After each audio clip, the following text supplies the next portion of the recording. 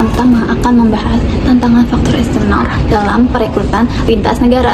Dalam perekrutan lintas negara, perusahaan menghadapi berbagai tantangan yang berasal dari faktor eksternal. Tantangan ini muncul karena setiap negara memiliki aturan budaya dan kondisi yang berbeda-beda. Misalnya, aturan ketenagakerjaan yang tidak selalu sama. Ada negara yang mewajibkan kontrak tertentu, standar upah yang berbeda, atau proses izin kerja yang lebih ketat. Perbedaan ini membuat perusahaan harus menyesuaikan diri agar tidak melanggar regulasi yang berlaku. Selain itu, budaya kerja di setiap negara juga mengalami hambatan tersendiri. Cara berkomunikasi, etika profesional, hingga gaya bekerja seringkali tidak sama. Dan hal ini bisa memicu kesalahpahaman jika tidak dipahami dengan baik. Kendala eksternal lainnya muncul dari faktor bahasa, ekonomi, hingga situasi politik. Hambatan bahasa dapat membuat proses wawancara tidak berjalan dengan maksimal, karena perusahaan mungkin kesulitan menilai kemampuan kandidat secara akurat. Perbedaan kondisi ekonomi juga mempengaruhi proses perekrutan, karena standar gaji dan biaya hidup tiap negara tidak sama. Perusahaan harus mampu menyesuaikan kompensasi agar tetap menarik bagi kandidat internasional. Selain itu, urusan imigrasi seperti visa dan izin tinggal sering menjadi proses yang rumit dan memakan waktu. Dalam beberapa kasus, kondisi politik atau keamanan di suatu negara turut mempengaruhi keputusan perekrutan.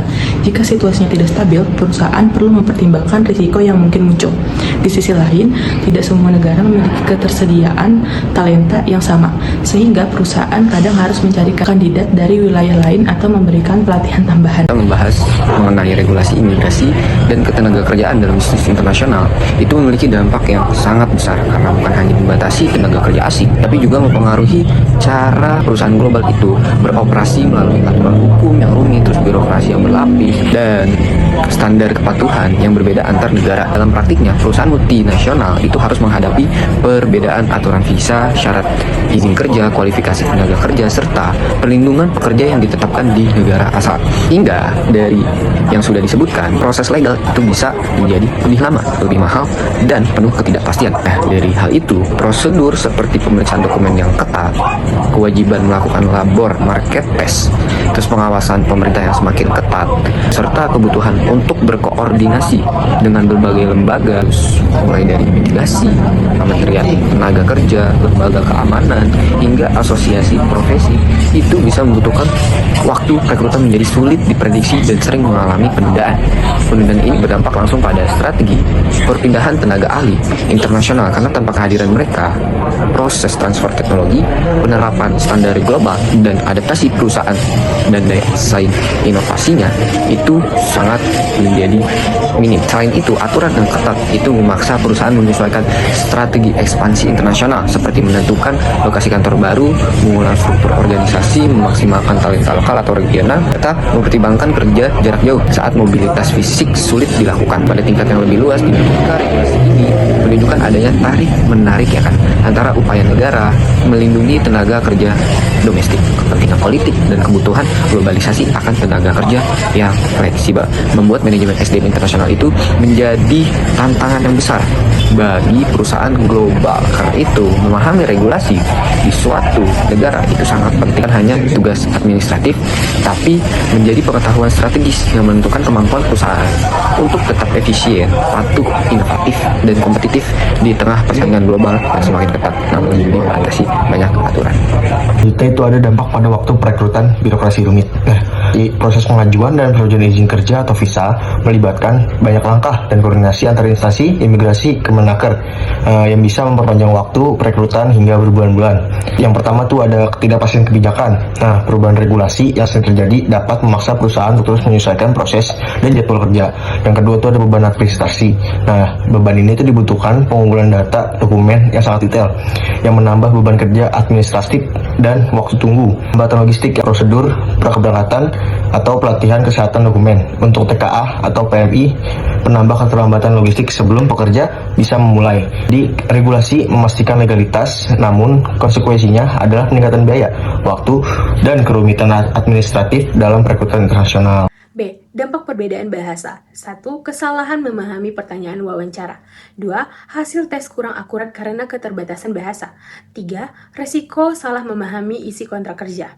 C. Dampak pada integrasi kandidat. 1. Kesulitan menyesuaikan budaya kerja di perusahaan. 2. Potensi konflik karena perbedaan gaya komunikasi. 3. Kandidat bisa merasa terasing jika kemampuan bahasa kurang. D. Upaya perusahaan. 1. Pelatihan lintas budaya. 2. Program mentor atau pendamping. 3. Bahasa dan komunikasi kerja yang sederhana. 4. Kelas bahasa untuk karyawan asing. 5. Proses rekrutmen yang distandarisasi. Selanjutnya adalah pengaruh perbedaan budaya dan bahasa dalam rekrutmen global. Dalam proses rekrutmen internasional, perusahaan tidak hanya menilai kemampuan kandidat, tetapi juga perlu memahami perbedaan budaya dan bahasa yang bisa memengaruhi hasil seleksi. Yang pertama, dampak perbedaan budaya. Setiap negara memiliki gaya komunikasi yang berbeda.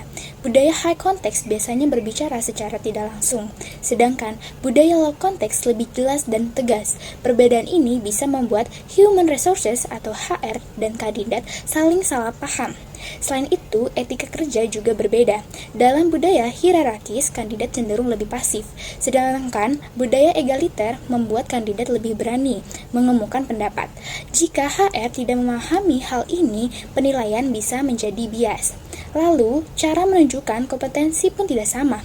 Ada budaya yang tidak terbiasa mempromosikan diri, sehingga kemampuan kandidat bisa terlihat kurang. Padahal sebenarnya kemampuan kandidat bisa terbilang baik. Berikut isu atau berita tentang bagaimana regulasi di suatu negara menjadi hambatan dalam rekrutmen global saat ini. Yang pertama, ada berita tentang pengetatan regulasi visa C18 bagi calon tenaga kerja asing di Indonesia. Pemerintah Indonesia memperketat aturan visa kunjungan C18 atau visa untuk calon tenaga kerja asing yang datang untuk uji kemampuan kerja. Aturan baru berlaku sejak 14 Juni 2025 dan bertujuan mencegah penyalahgunaan visa kunjungan untuk bekerja secara ilegal atau tinggal terlalu lama tanpa izin kerja resmi. Penjelasan lebih detailnya adalah yang pertama, durasi dan perpanjangan. C18 sekarang maksimal 90 hari dan tidak bisa diperpanjang. Jika butuh waktu lebih lama, perusahaan wajib mengurus IMTA atau VITAS atau izin kerja resmi. Yang kedua, pembatasan penggunaan berulang. Satu orang tidak boleh memakai C18 dengan sponsor perusahaan yang sama lebih dari sekali. Yang ketiga, proses permohonan lebih ketat. Sponsor harus terdaftar di evisa.imigrasi.go.id dan mengunggah data atau dokumen lengkap. Dan yang keempat, sanksi dan risiko. Overstay atau penyalahgunaan visa dapat mengakibatkan denda, deportasi, penangkalan, dan perusahaan menanggung biaya pemulangan. Contoh singkatnya adalah perusahaan membawa TKA untuk 120 hari uji coba kerja dengan menggunakan visa C18, tetapi TKA tersebut overstay atau lebih dari 120 hari, maka dapat mengakibatkan denda dan deportasi. Nah, selanjutnya ada regulasi visa H1B Amerika Serikat yang menjadi hambatan rekrutmen global. Pemerintahan Trump mengumumkan kebijakan baru yang mewajibkan perusahaan membayar 100.000 US dollar per tahun untuk setiap visa kerja H1B. Kebijakan ini langsung memicu kekhawatiran besar di industri teknologi Amerika Serikat yang sangat bergantung pada talenta global, terutama dari India dan China. Yang pertama ada dampak langsung pada industri teknologi. Microsoft, Amazon, dan JP Morgan segera memperingatkan karyawan pemegang visa H1B untuk tetap berada di Amerika Serikat dan menghindari perjalanan internasional sebelum biaya baru mulai berlaku. Perusahaan khawatir pekerja tidak bisa kembali jika aturan baru diberlakukan. Yang kedua ada alasan pemerintah. Pejabat pemerintahan mengatakan tujuan langkah ini adalah untuk melindungi pekerjaan warga Amerika Serikat dengan mendorong perusahaan merekrut lulusan lokal. Pemerintah menilai program H1B selama ini disalahgunakan untuk menekan upah pekerja Amerika. Yang ketiga ada protes dari industri. Tokoh industri teknologi termasuk investor Silicon Valley menyatakan kebijakan ini akan menghambat masuknya talenta global, mengurangi kemampuan Amerika Serikat untuk berinovasi, dan merusak daya saing, terutama di bidang yang sangat kritis seperti AI. Kemudian legalitas dipertanyakan. Beberapa ahli hukum imigrasi mempertanyakan legalitas kebijakan ini karena biaya visa menurut hukum hanya boleh mencangkup biaya pemrosesan, bukan untuk tujuan lain. Kemudian tambahan kebijakan imigrasi. Trump juga menandatangani perintah eksekutif yang memperkenalkan kartu emas bagi individu yang mampu membayar 1 juta US dollar untuk mendapatkan status penduduk tetap. Kemudian ada inti masalah.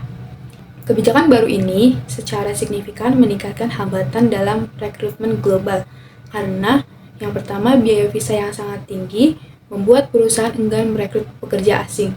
Kemudian yang kedua, ketidakpastian aturan membuat mobilitas pekerja global terganggu. Yang ketiga, perusahaan teknologi terpaksa menahan atau memodifikasi strategi perekrutan internasional. Dan yang terakhir, potensi relokasi pekerjaan ke luar negeri meningkat, mengurangi inovasi di Amerika.